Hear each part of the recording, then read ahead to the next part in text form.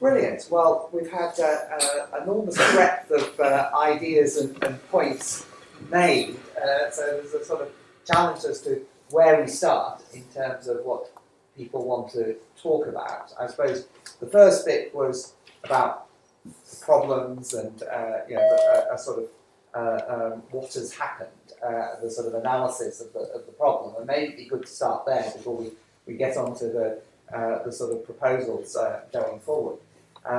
So would anyone like to start by either making a comment or a challenge? Paul?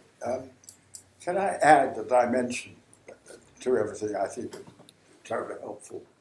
I was taught by the late Professor Peter Ambrose, who was very much about housing, that the Thatcher government deregulated the lending, allowed the free flow of cash in and out of the United Kingdom, and abolished rent controls. And as a consequence of that, money from national and international developers has flooded into a housing market in short supply. And I've been observing the bottom rung for those 30 years. I've been working with a trust which actually deals with the poorest debts.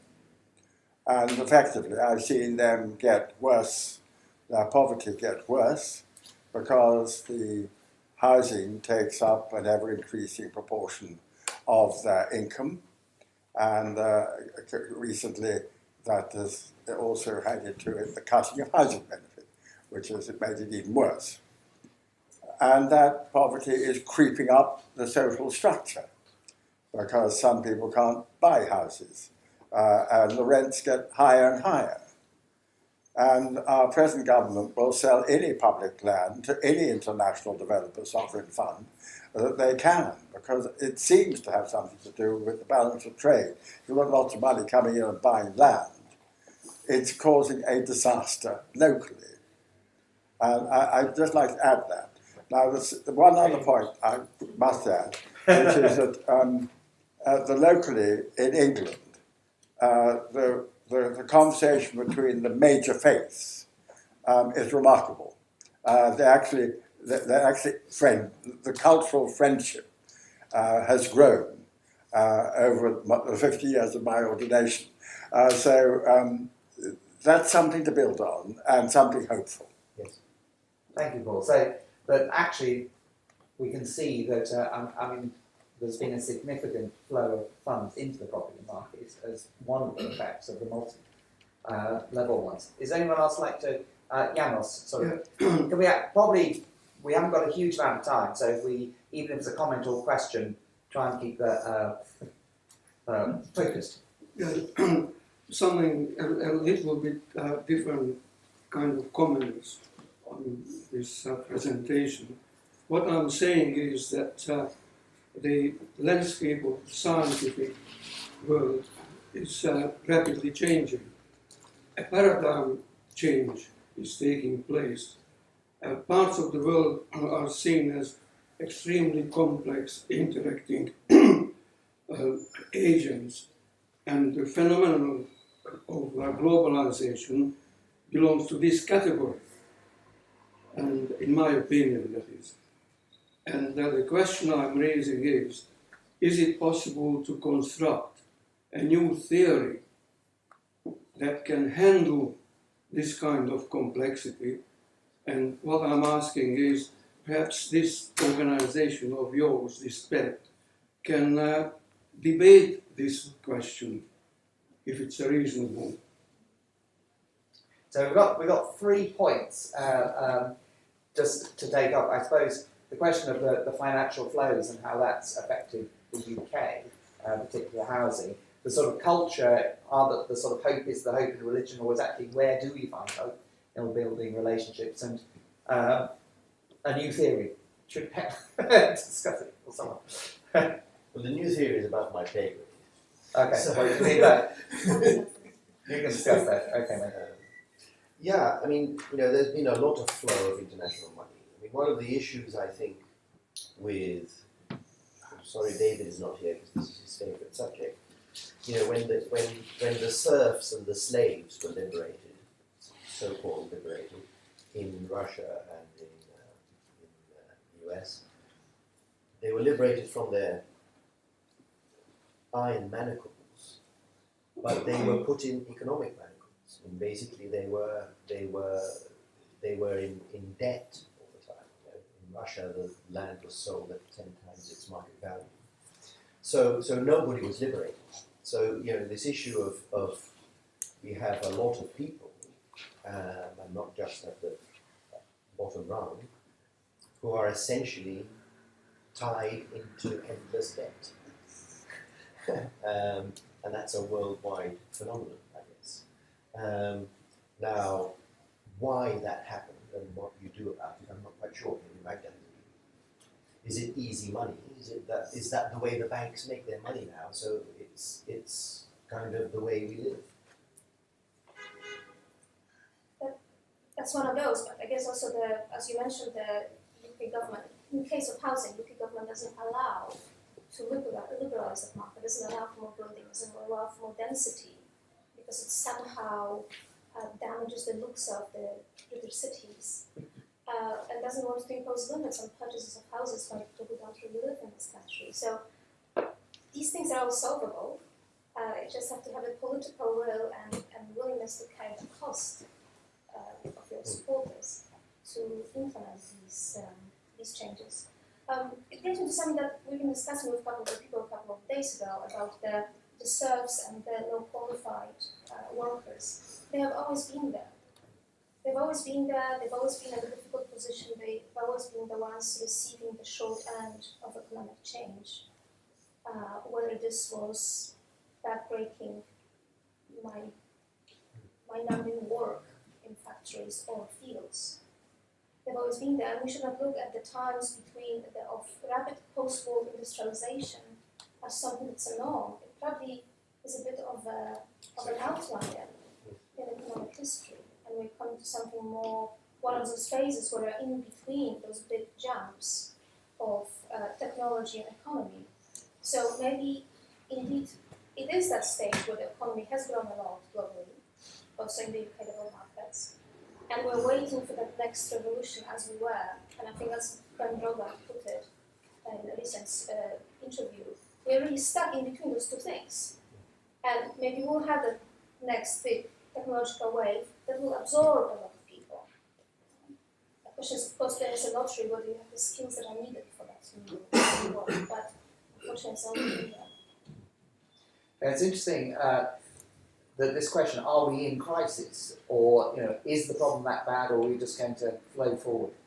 What would you like to? It's interesting in what you were saying that there's also the other risk that people don't really want to talk about very much, which is that technology might actually end up getting rid of a lot of us on the planet. Yeah, there was this horrible comparison, but it's very proper, about the invention of cars and horses. Because we used to rely mostly on horses for locomotion and hard work, and then the invention of tractors and others took the horses out of the market, job market. And obviously that is not the right thing to think about people, but it's exactly that same problem, that yes, we can not have simple jobs for people to go around. We can of course invent them. You never knew about some of the jobs that are happening right now: social media specialists, data marketers, game developers, virtual reality workers who will be there. Bureaucracy. Probably more bureaucracy, because it grows usually when you don't have enough jobs to go around.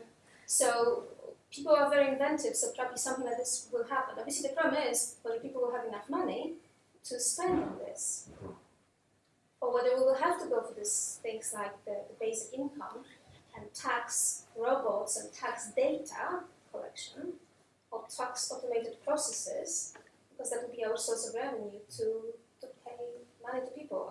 It's a fascinating topic, but I mean, this issue about where jobs go and how we create them.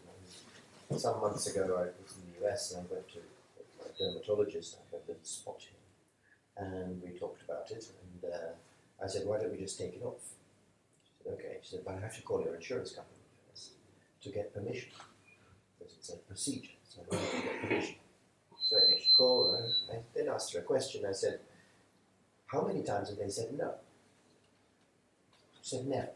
I said, so you have to have people to be doing these calls. They have to have banks of people to approve. And they never say no. I said, yeah, well, that's how we create jobs in the US. So, there are many ways to create jobs, is the answer. So I think all these kind of cataclysmic predictions are good to get headlines in the papers that suddenly we're all going to be without jobs. The reality is nobody knows. Nobody could have predicted the world we're in today 50 years ago, or 70 years ago, or 80 years ago. So how it will evolve is essentially unknown. We all like to make predictions about the future, but they're largely wrong. Regarding the housing market is interesting. I don't know whether we live in a world where the private banks basically print money. They create money. And in the US-UK housing market, we have limited supply of housing and endless supply of money. So is it surprising that the prices go up? Seems to kind of make sense. But I don't know it's a trading issue, and I don't know that it's foreign money necessarily that's funded. I don't know. I wonder, we always seem to talk at this time about crisis, and I suppose this is a backlash against a crisis. Is there anyone here who thinks we're overstating this, that actually it's 10 years down the track, well, a bit like we'll remember when the GATT became the WTO, we struggled to remember that there was a big marches and protests and everyone thought it was a disaster, that seemed to wave or just disappear. And does anyone think that actually we're overstating this sort of crisis in how we think about globalisation and organisation of the world more generally? Or does everyone come here on the basis that they accept the first world premise that we're in some sort of crisis? I would say that it's not so much that we're actually in a crisis, because we don't feel it like that at all. But there is a slight feeling that we're all rushing around like headless chickens. Whereas 20 years ago, one had the feeling that there was a general consensus where we're going. Is that right? So the problem is that the actual, even though there was perturbations and shocks, there was a strong enough sense of the right answer to keep things on an even keel in some sense. Yes. And that's what's sort of disappeared. Do people accept that? No. I can show something. I think we probably are, in my point of view, I think maybe it's the opposite. We are not in the crisis. I think if you compare, for example, the effects of globalization and international trade in the last 20 years, extreme poverty worldwide has introduced decline massively. I think if we compare how many people is out of poverty compared to 10 or 20 years ago, I think it's a massive improvement. So, if obviously yes, there's some negative effects of the loss of jobs and some certainly developed economies because the jobs are switched to more cheap economies like China or Latin countries. But we start imposing again these restrictions or these local. I think they might favor some of the developed economies rather than the poor economies, because the poor economies actually they live from export the raw materials they produce and they take the people out of the poverty. So do you think the view that there's a crisis is a very sort of Western, northern, elite country view, and that if you went to developing countries, you'd get a very good, they'd say, well, look how well things have gone over the last 20 years. Yeah, exactly. If you think about only China, for example, how many people have been left off of property in China? Millions and millions of people have been left off property in China because of these free trade and globalization. The same in Latin America. Maybe the poverty has increased in some little countries like the UK, United States, because of loss of jobs and technology. But poor countries, they have massive improvement in the standard of living. Can I react to that? Yes. I don't think we're in a crisis. I think, but I think what we're seeing is a political backlash, political and social backlash to a system that has not evolved quickly enough, which is to be expected, has not evolved quickly enough to how the world is changing. And the question I think that we're trying to pose in the book is, what, should we be having a conversation about how to evolve the system, as opposed to saying, well, it's all right, really. can still all buy $1,000 iPhones, and we don't need to touch it, because then we might get a crisis.